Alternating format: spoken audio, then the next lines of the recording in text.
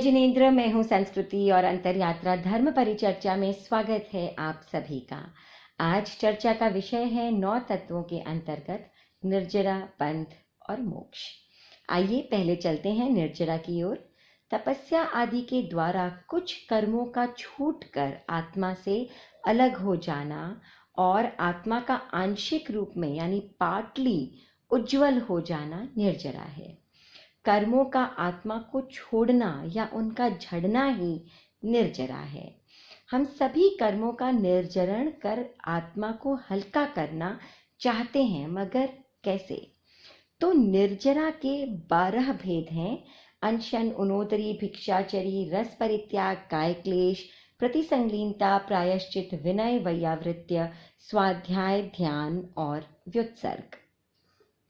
अनशन यानी उपवास आदि तपस्याएं करना, उनोदरी यानी खान पान आदि में कमी करना, भिक्षाचरी यानी अभिग्रह आदि प्रतिज्ञाएं करना, रस परित्याग यानी दूध, दही आदि विगय का त्याग करना, काय क्लेश यानी निर्वद्य प्रवृत्ति द्वारा शरीर को तपाना, पाप मुक्त प्रवृत्ति द्वारा, प्रतिसंलीनता यानी इंद्रियों और मन को वश में या कंट्रोल में रखना, प्रायश्चित यानी दोष विशुद्धि का उपाय, विनय यानी देव, गुरु, धर्म के प्रति बहुमान करना, वैयावृत्य यानी निर्वद्य या पाप रहित सेवा करना, स्वाध्याय यानी मर्यादा पूर्वक अध्ययन करना, ध्यान यानी एकाग्र चिंतन या योग निरोध, और व्युत्सर्ग यानी शरीर आदि की प्रवृत्ति को छोड़ना।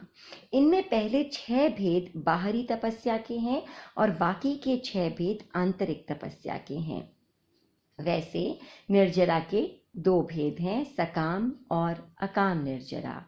आत्मशुद्धि के लिए की जाने वाली निर्जरा सकाम और किसी अन्य दृष्टि से की जाने वाली या अपने आप होने वाली निर्जरा अकाम निर्जरा है।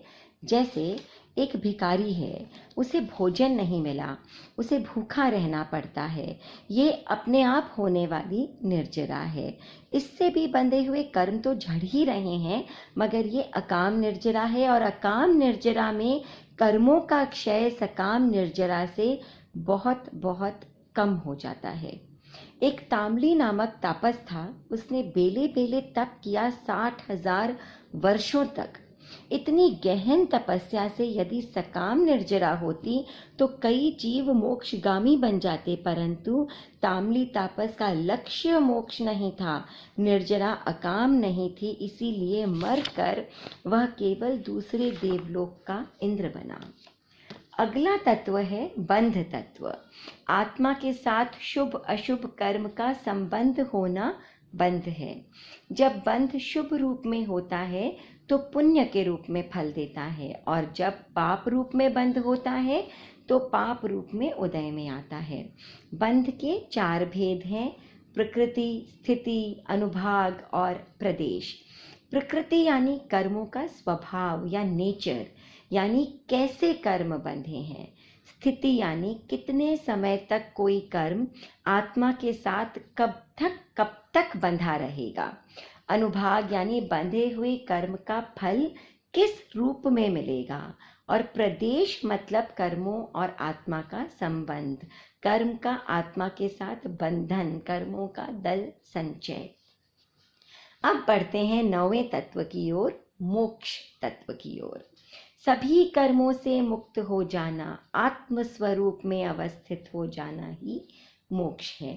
मोक्ष प्राप्ति ही हमारा परम लक्ष्य है और उसकी प्राप्ति के 4 साधन हैं: ज्ञान, दर्शन, चारित्र और तप। ज्ञान यानी जो चीज जैसी है उसे वैसे ही जानना। दर्शन यानी सही श्रद्धा होना, तत्व में रुचि होना।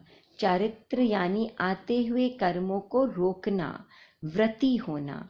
और तपस्या यानी ऐसा तप या त्याग जिसमें प्राणी की हिंसा न हो, जिसके परिणाम शुद्ध हो।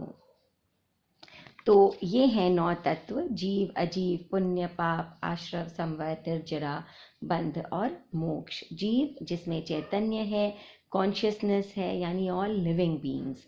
अजीव यानी जिसमें चेतना नहीं है, नॉन लिविंग और एबायोटिक। शुभ कर्म पुद्गलों का नाम पुण्य है और अशुभ कर्म पुद्गलों का नाम पाप है। कर्म बांधने वाले आत्म परिणाम का नाम आश्रव है और कर्म रोकने वाले परिणाम का नाम संवर है। कर्मों का झड़ना या आत्मा की आंशिक उज्ज्वलता निर्जरा है। कर्म और आत्मा का संबंध बंध है और आत्मा का सर्वथा कर्म मुक्त हो जाना, ये अवस्था मोक्ष है। दिगंबर परंपरा में तत्व 7 माने गए हैं। वहां बंध, पुण्य और पाप का समावेश एक ही तत्व में हो गया, कोई मूल भेद इसमें नहीं है। 9 तत्वों को सही सही जानना और समझना सम्यक्त्व का आधार है। यहाँ 9 तत्वों का संक्षिप्त यानी शॉर्ट विश्लेषण मैंने किया है। आशा है इससे आपकी तत्व के प्रति जिज्ञासा या इंक्विजिटिवनेस और गहरी होगी, श्रद्धा और पक्की होगी और यह आंशिक उज्ज्वलता का मार्ग प्रशस्त और स्ट्रॉन्ग बनता चला जाएगा। आगे चर्चा होगी 8 आत्मा पर। तब तक के लिए आज्ञा दीजिए। ओम अरहम।